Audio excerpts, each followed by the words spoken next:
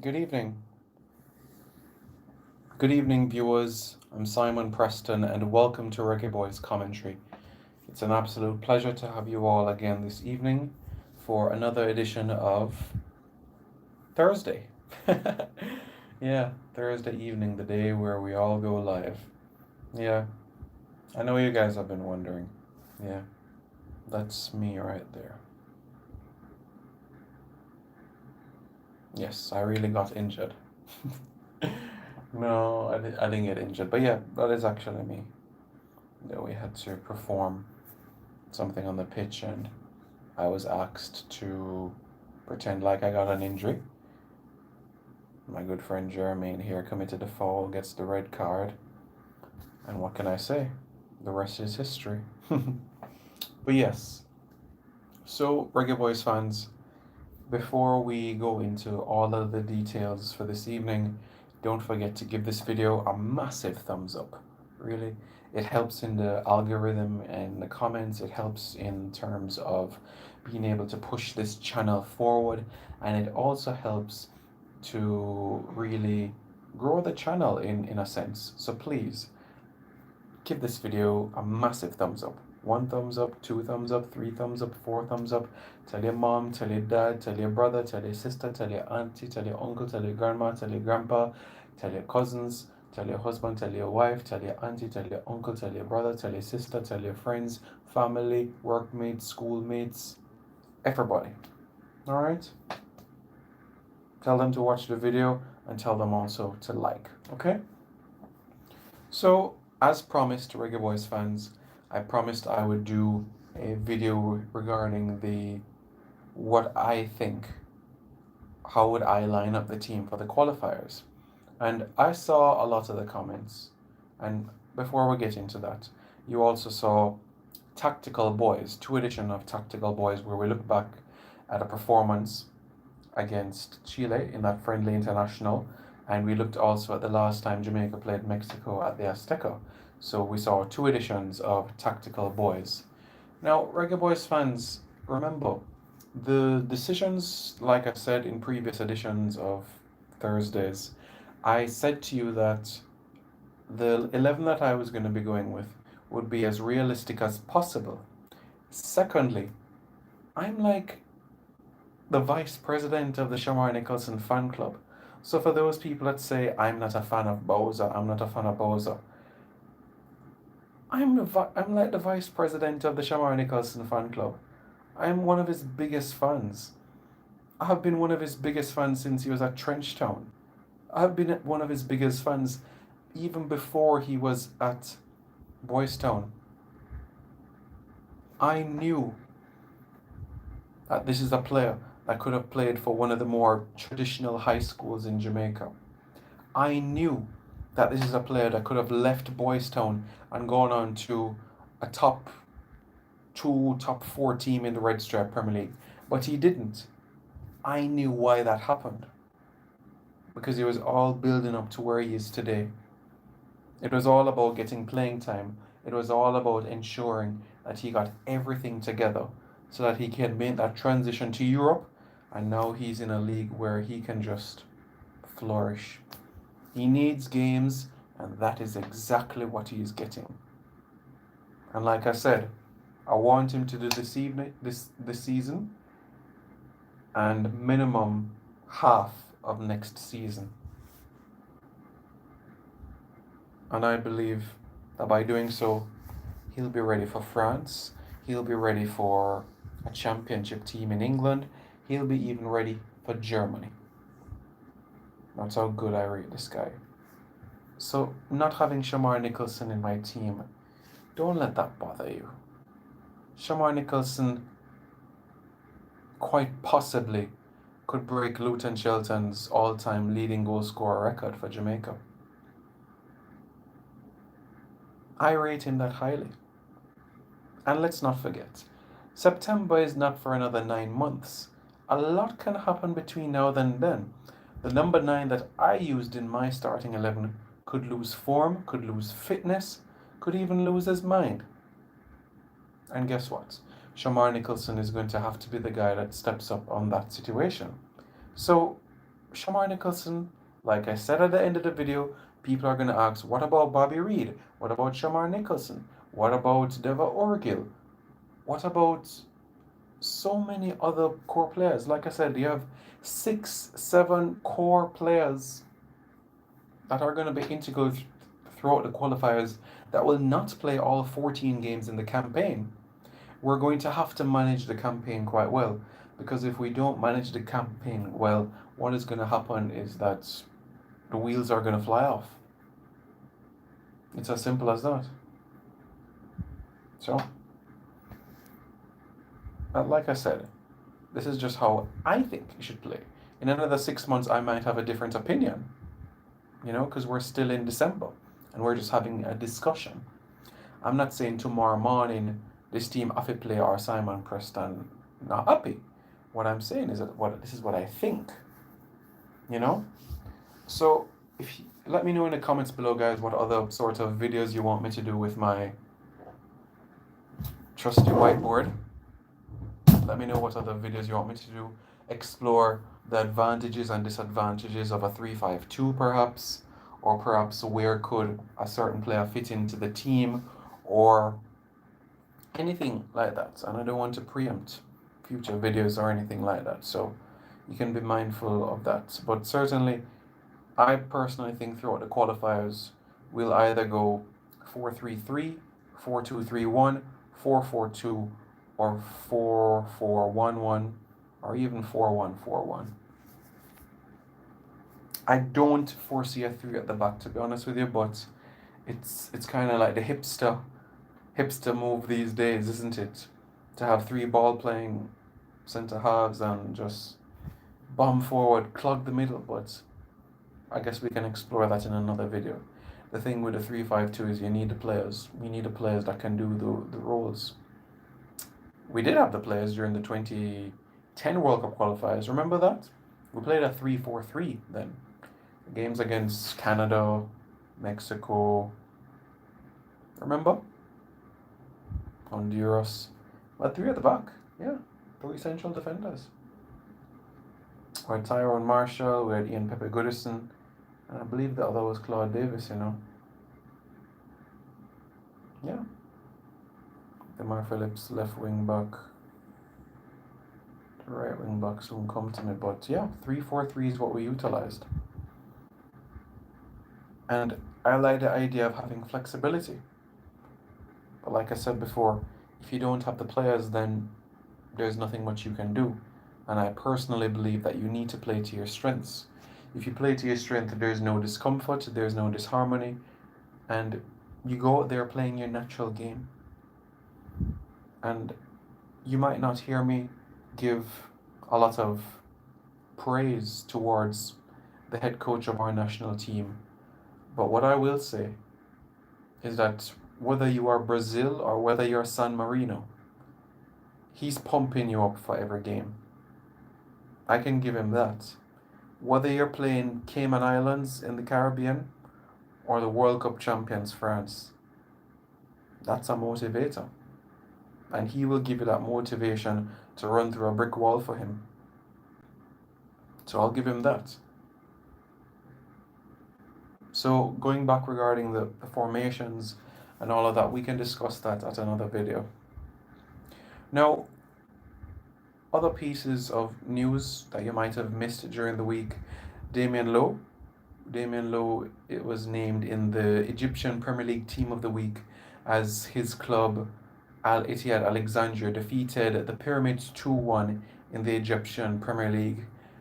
Lowe started the entire game and played the full 90 minutes, while Romari Williams came on the last couple of minutes in the game.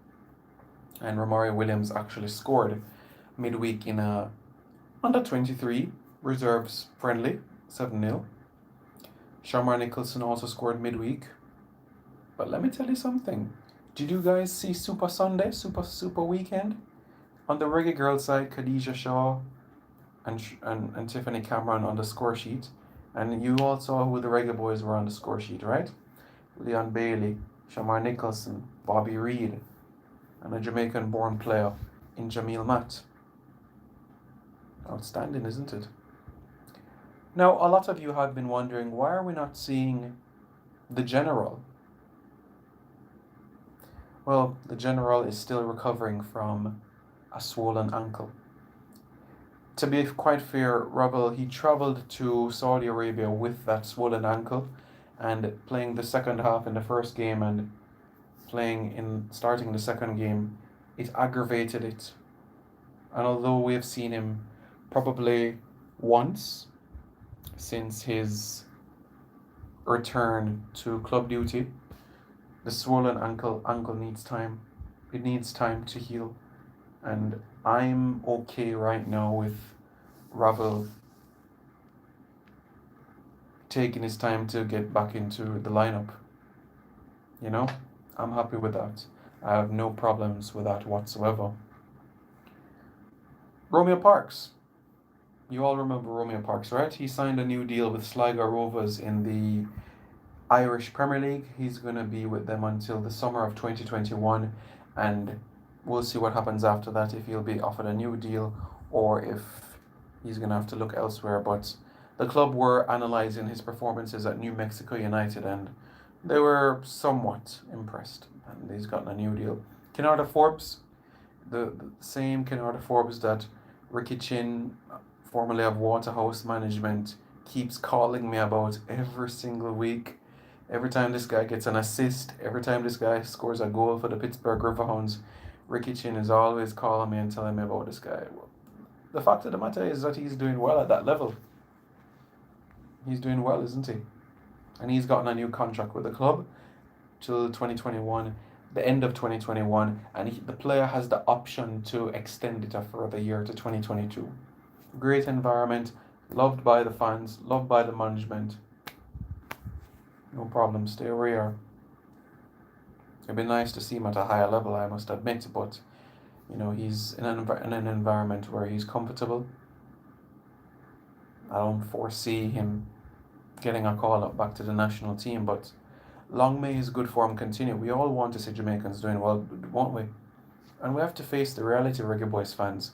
Only 11 players will take the field and 14 in the matchday squad.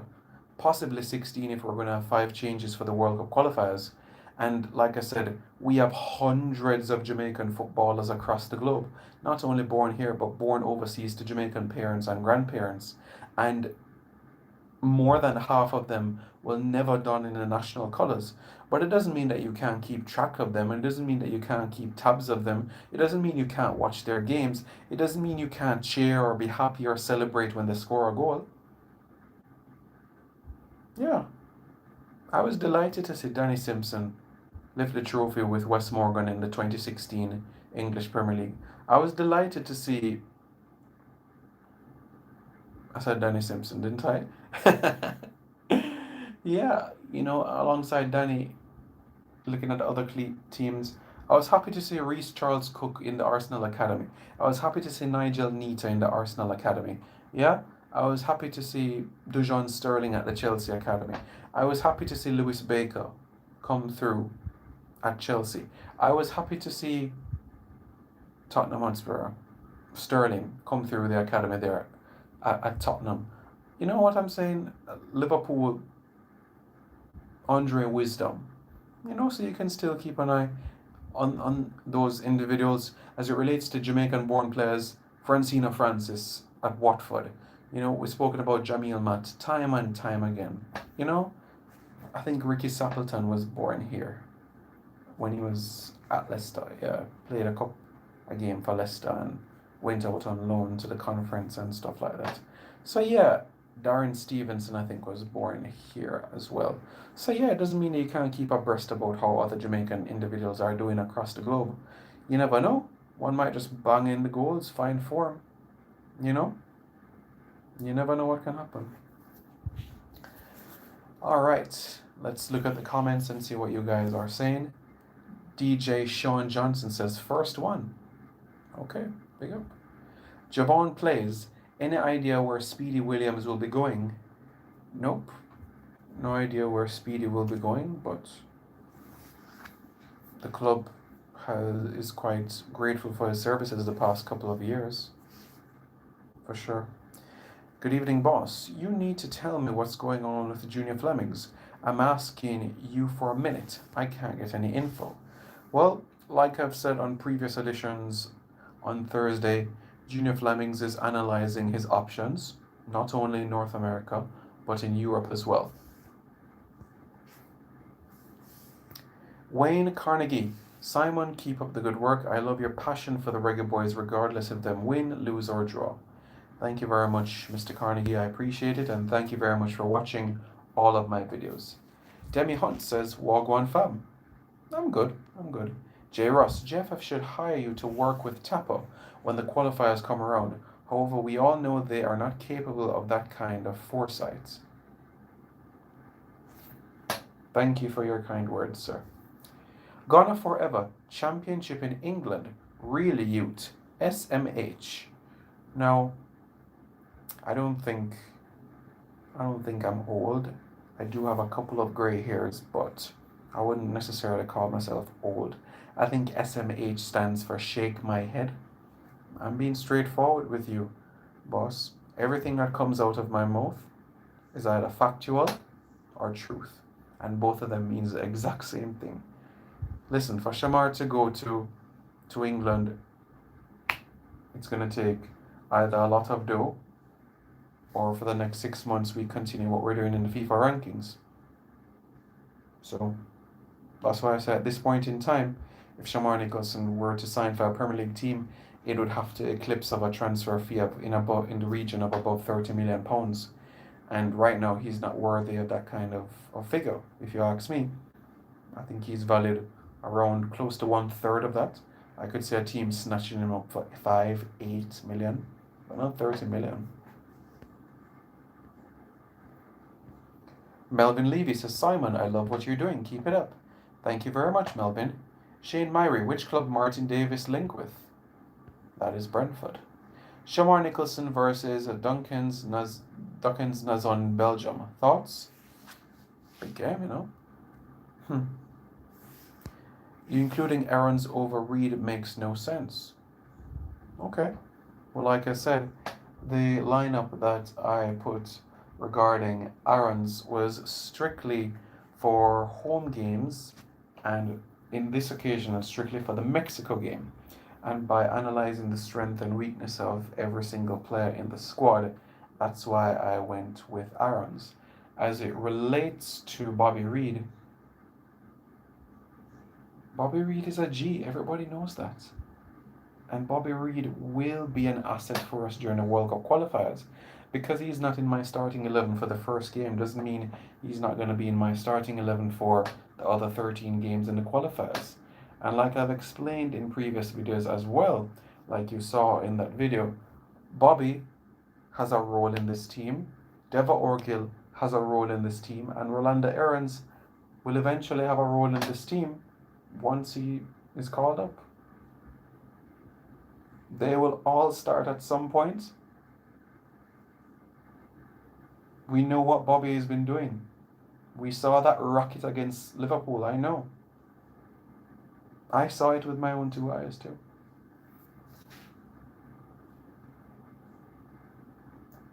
Shane Myers says, Martin D. Teddy Lee Gray. What about Ethan Pinnock? Ain't he a solid centre-back? He is a solid centre-back. He is indeed. Home or away? Hayden, Morrison, and Johnson should start. I have Hayden, Morrison, and Johnson for home, and for away matches I have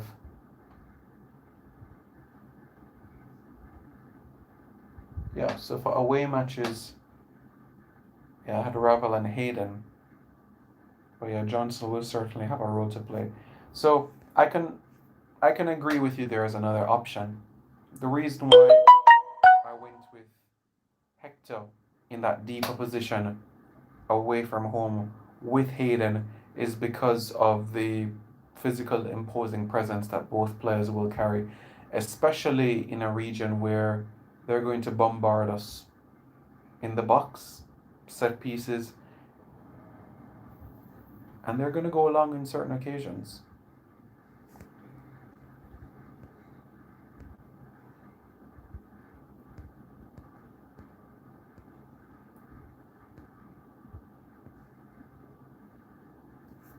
Damien Lowe really better than Adrian Mariappa, Liam Moore, and Ethan? Is that a question or a statement? Damien Lowe is good with the ball at his feet. So is Mariappa, one of the highest percentages of pass completion and accuracy in CONCACAF. Liam Moore, it's an intriguing one because he can give you an 8 out of 10 performance today and a 6 out of 10 performance tomorrow, So he's going to have to do what he needs to do.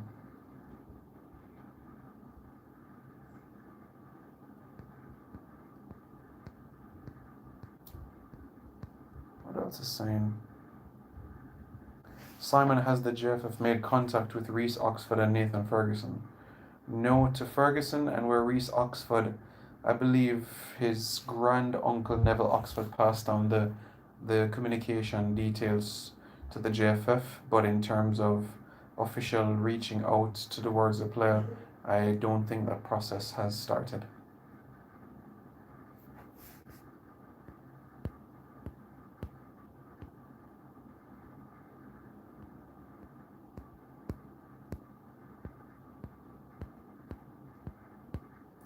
Adam McGregor, big up my friend, hope you're doing well, and we will catch up, alright? We will catch up for sure. Adam McGregor, I saw your video on how you want to start versus Mexico, etc., and you didn't mention Boza. Yeah. I instead went with Ivan Toney because of how Mexico is going to. I want to capitalize on Mexico's frail defense.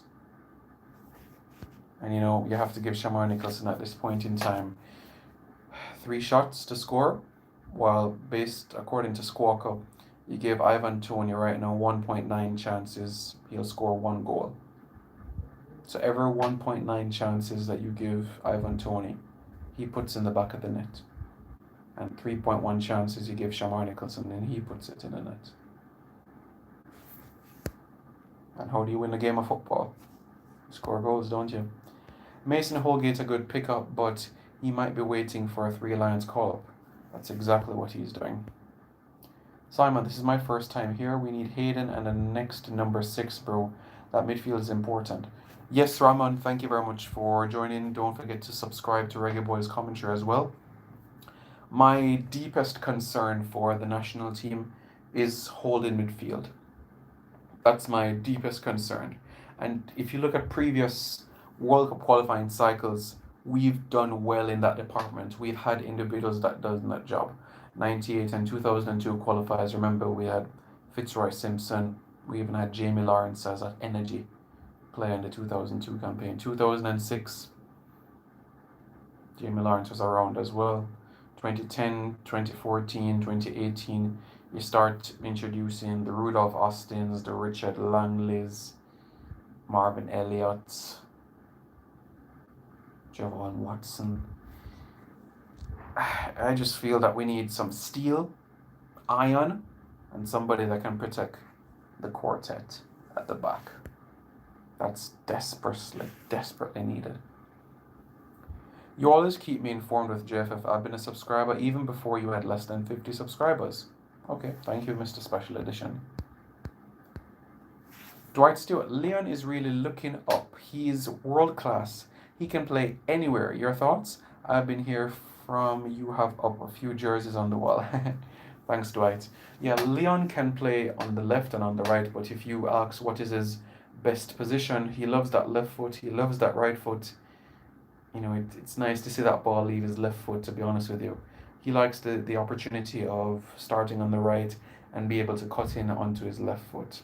I like that quite well. And I think he can operate on both sides. But I believe in playing a player in their best position unless you have a gap.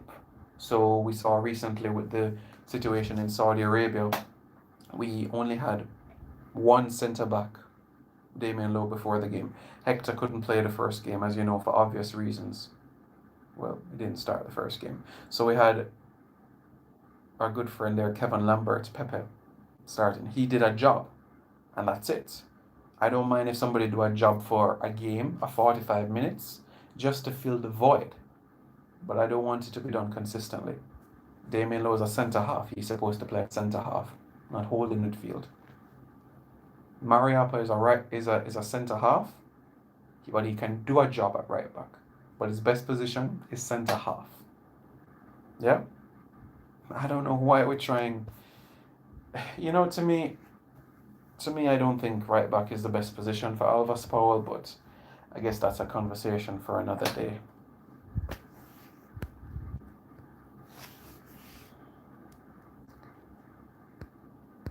What do you guys think of the future of Leon Bailey? Bright like bulb. Do you know if Premier League will be streamed overseas? The Professional Football Jamaica Limited are trying to analyze streaming sites to see if that's a possibility. Top 10 says, Simon, I think Shamar should start against USA because of his form against them. That's a really good point because Shamar Nicholson has scored against the United States in a friendly, the 1-0 victory in 2017, 2019. Yeah, 2019. And he also scored in the Gold Cup, so that's 2 times he scored against them. I just have a feeling he scored against them 3 times, But definitely the Gold Cup, and he's definitely scored against them in the friendly match. So that's twice. Twice he scored against them. Not a lot of people said I can score twice against the USA, that's quite a feat. Do you know what the salary like for Damien Lowe and Williams in Egypt? Crazy money. Crazy money. Those guys will never go broke in their life ever again. Has JFF contacted Tony? No. I would rather have 2 up front with both Tony and Nicholson. I understand your points, but the thing is,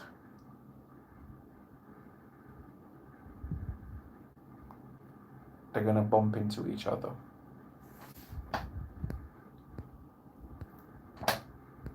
Do you know if Ramon Sawyers of West Brom has Jamaican connection? Gonna forever look.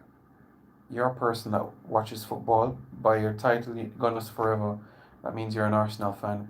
And if you're watching the football, you would know that Sawyers already plays for our country. It's called St. Kitts and Nevis. So before you diss up people talking about them no tactics or this and that, you make sure you do your own research, okay? Sawyers has been a St. Kitts and Nevis international for years. Years and years and years and years. Alright? Born and raised in the Midlands in England and represents St. Kitts and Nevis, the country of his parents' birth. If you watched football in our region, you know exactly what he does and where he's from.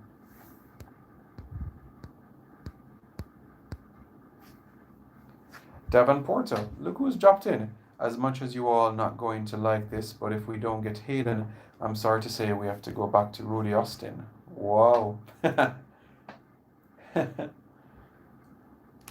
That's the reality, isn't it? That is the reality. Simon, has Ivan Toney confirmed he wants to play for Jamaica? Guys, asking the same question 100 times is going to get the same response. No matter how the way you asked it. You guys asked me last week, is he interested to play for Jamaica? And I already said yes. So that has answered the question. Boy. We can use Damien Lowe as a CDM or Alvis Powell as CDM. Lowe as CDM? No. Alvis? I'll take the experiment there. Simon, do you think Ivan Toney will choose England? I think he will choose England if he's playing at a Premier League club in January.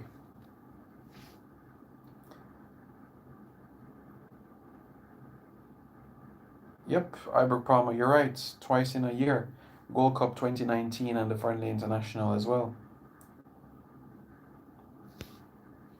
Bobby Reid scored against Liverpool. Yep, I spoke about that. For those of you just tuning in, I spoke about Bobby's form. We saw him score against Leeds. We saw him score against Liverpool. Didn't score against Brighton, but he's scoring goals. How do I feel Bayern against Leverkusen? Top of the table clash. Leverkusen 1 point ahead of the defending champions. I think Leon Bailey is going to do what he does best, score against the big boys. Yeah, he's been such in a rich vein of form, hasn't he? Last 10 games, 9 goals, handful of assists, and doing quite well where his output is concerned. Long may that continue. And all eyes, as we know, will be on him this weekend for the massive, massive, massive encounter. Hopefully, this will be the game where the world can truly see Leon Bailey as the man. The man that is ready for the next step. I've been getting calls and WhatsApp messages from reporters in England, and they've been saying, that a few clubs in the north are quite interested in this young man. Yeah. Steve Bruce.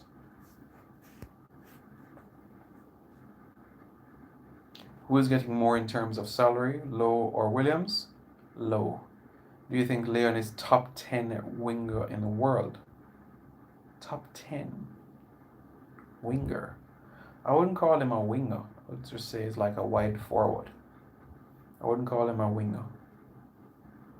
But to answer your question, technically, he's there, yeah.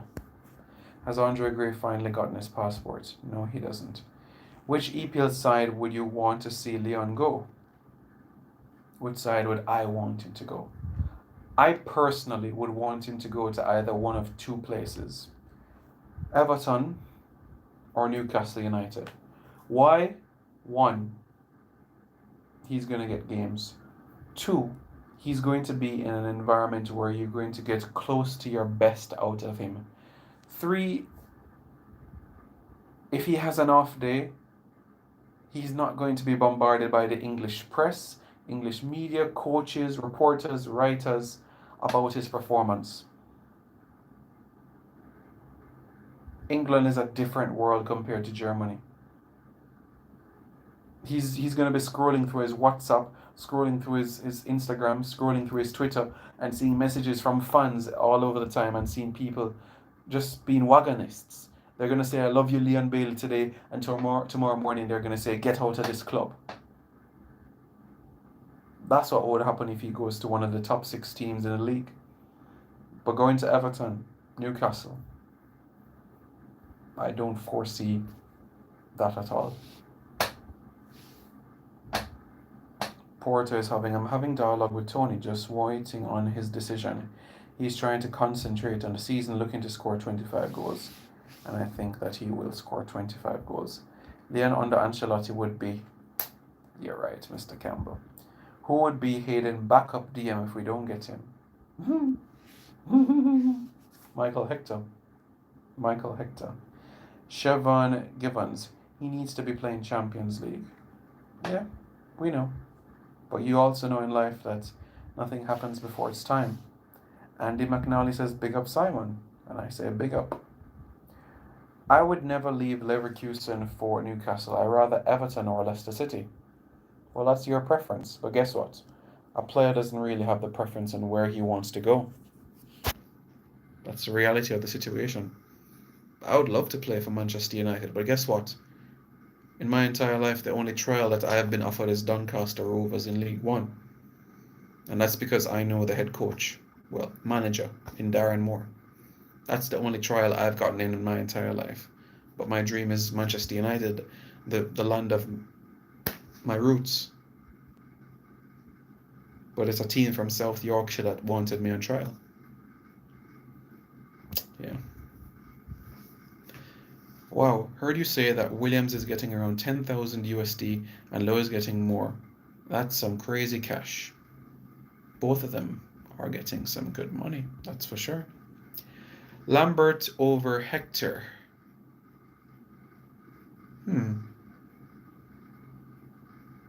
I guess it depends how you want to do it. If you're playing one holding midfielder or two, you have to analyze things differently there.